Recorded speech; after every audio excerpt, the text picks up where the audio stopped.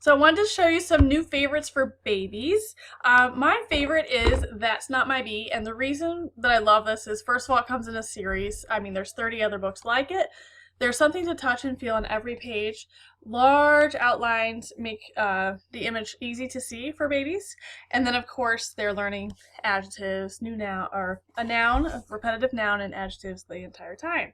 So here is tummy is too fuzzy, so it gets to feel what fuzzy is, really understands what each adjective means. So it's really cool because, again, there's not just this one. There's also things like, that's not my unicorn, that's not my badger. There are so many different kinds of that's not my's. Your babies will love them. And they make amazing gifts too, under $10. Yes, please, for any baby shower coming up. We're also going to have a plush coming out in this soon, which is really fun, and they've never done that before. The other thing I want to mention is there's a mouse on every page, so as your baby grows, they can also try to find the mouse on every page. Isn't that lovely? The other favorite that I want to show you are the slide and sees. So this is the slide and see dinosaurs. There's a lot to do on every page, as you can see. They all have fun learning about different animals, of course, and what they get to do. Look at this. Oh, it's so precious. So precious.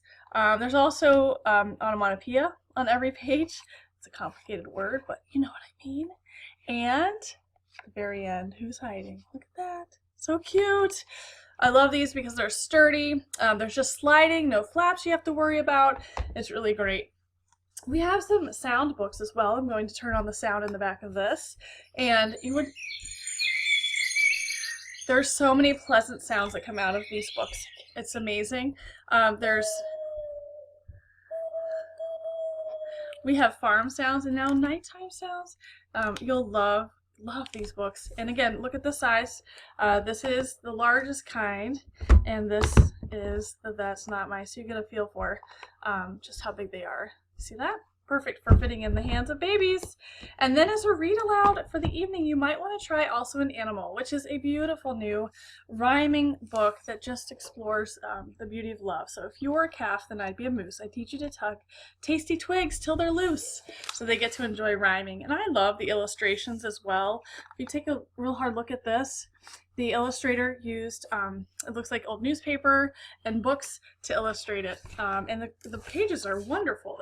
They're not board books, but they're not floppy either. So this will wear well.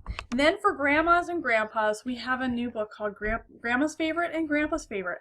And it just explores what grandma enjoys doing with her grandkids and what grandpa enjoys doing with his grandkids all around the world. And at the end, you learn why the kid is their favorite. Such a sweet book, such a sweet concept, and really teaches them about how things are different around the world, which, hello, we all need. So I hope that helps you choosing favorites for the babies in your life, and let me know how it can help.